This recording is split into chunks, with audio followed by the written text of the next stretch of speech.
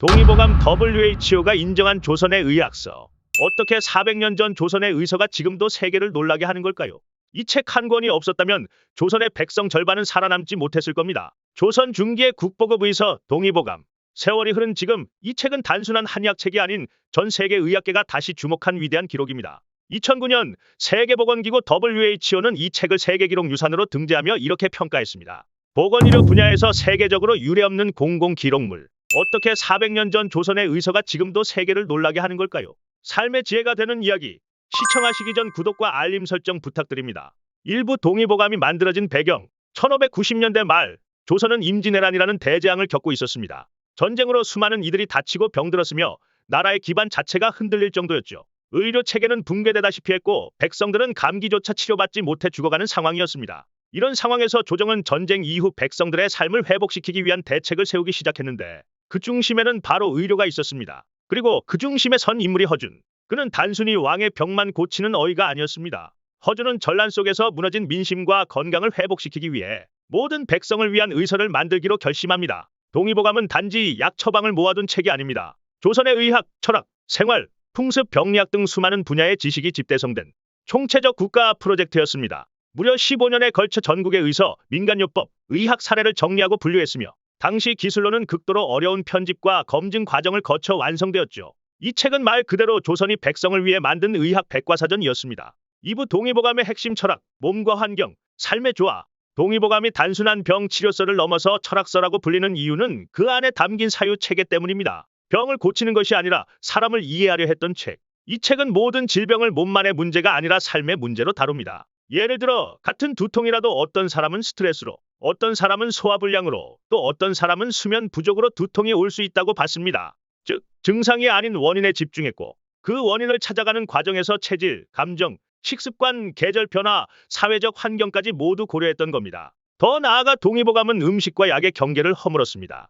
약식동원이라는 개념, 즉 음식과 약은 본질이 같다는 철학은 현대 영양의학과도 닮아있죠. 심지어 오늘날 웰니스 산업에서 이야기되는 건강한 삶을 위한 습관, 마음챙김, 균형 잡힌 생활이 이미 동의보감 안에 체계적으로 설명되어 있습니다. 동의보감은 이렇게 말합니다. 좋은 의사는 병을 고치지 않고 병이 생기지 않게 한다. 1600년대에 이런 철학을 담은 의학서가 있었다는 것 자체가 세계가 놀란 이유 중 하나입니다. 또한 이 책은 단순히 개인의 몸을 다루는 데 그치지 않습니다. 가족 단위의 건강, 지역사회 내 감염병 확산 방지, 환경과 기후가 미치는 영향 등 거시적 관점에서도 접근했습니다. 오늘날 공중보건학에서 다루는 요소들이 이 책에는 놀랍도록 자연스럽게 녹아들어 있었죠.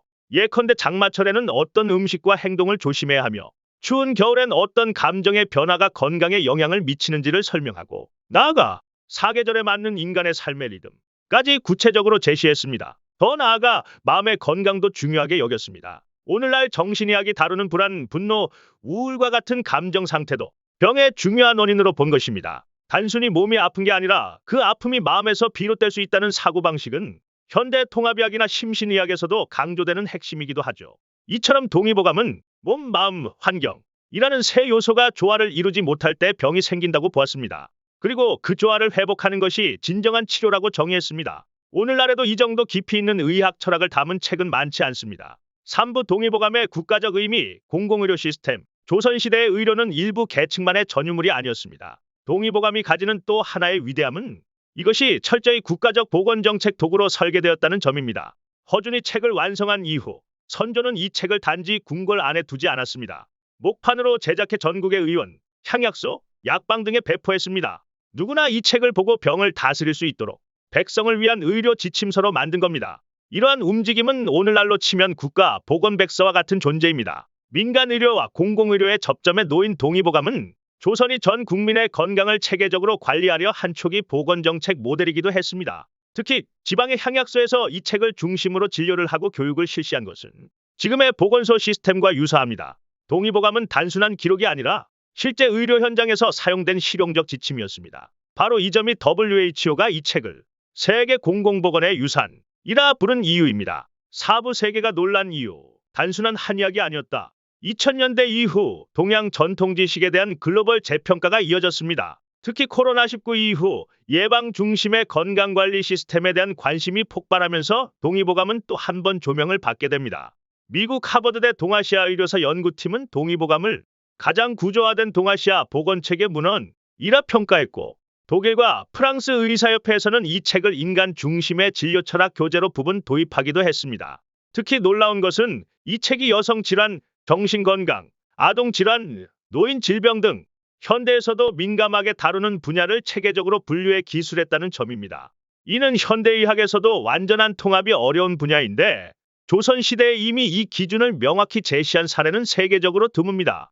또한 이 책에는 단순 치료법이 아닌 삶을 회복시키는 다양한 회복요법, 생활습관 조정법, 감정 다스리기 등의 지침이 포함되어 있어 최근의 통합의학, 기능의학 관점에서도 재조명되고 있습니다.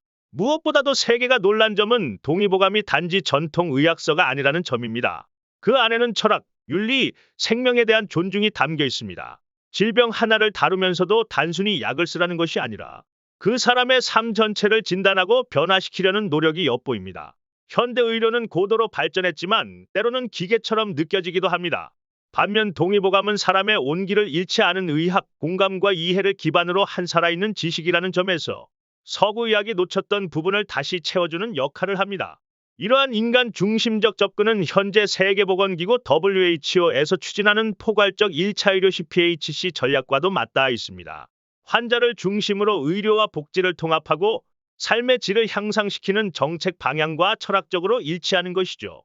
결국 세계가 동의보감을 주목한 건 한의학이라는 전통 때문이 아니라 그 안에 담긴 사람을 위한 의료라는 가치 때문이었습니다.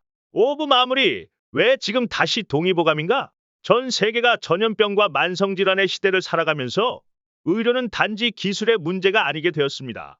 고령화, 정신건강, 만성피로, 고립, 불안, 약만으로 해결되지 않는 문제들이 넘쳐나고 있죠. 이 시점에서 동의보감은 단지 과거의 유물이 아니라 현대 의료의 빈틈을 메울 수 있는 사상적 도구로 재조명되고 있습니다. 인간 중심, 생활 중심, 예방 중심. 이것이 바로 동의보감의 핵심 3요소입니다. 또한 우리가 자주 잊고 사는 몸과 마음의 연결성, 삶과 건강의 일체성을 이 책은 끊임없이 상기시킵니다. 그 철학은 오히려 지금 우리에게 더 필요한지도 모릅니다. 21세기형 의료가 해결하지 못하는 문제들은 대부분 복합적입니다. 단순히 수치를 낮추는 것이 아니라 삶의 방식 자체를 바꾸는 것이 필요하다는 인식이 커지고 있죠. 바로 이때 동의보감의 메시지는 더욱 강하게 울립니다. 병을 치료하는 것이 아니라 이 책은 질병을 적으로 보지 않습니다. 몸이 보내는 신호로 보고 삶의 방향을 재정비할 기회로 받아들입니다. 현대의학이 놓치고 있는 이 시각은 삶의 질을 중시하는 웰빙 시대와도 맞물립니다. 동의보감이 제시하는 치유는 단순한 회복이 아니라 회복 이후 더 나은 삶으로의 이행입니다. 그것이 바로 이 책이 오늘날에도 의미 있는 이유입니다. 그래서 동의보감은 말합니다. 몸을 돌보는 건 삶을 돌보는 일이다. 그리고 WHO가 이 책을 인류의 유산이라 선언한 것도 단지 기록 가치 때문이 아니라 앞으로의 의료가 나아갈 방향에 대한 지혜가 이 안에 있기 때문입니다. 긴 영상 끝까지 시청해 주셔서 감사합니다. 여러분의 구독과 좋아요, 클릭, 응원의 댓글은 제작에 큰 힘이 됩니다. 감사합니다.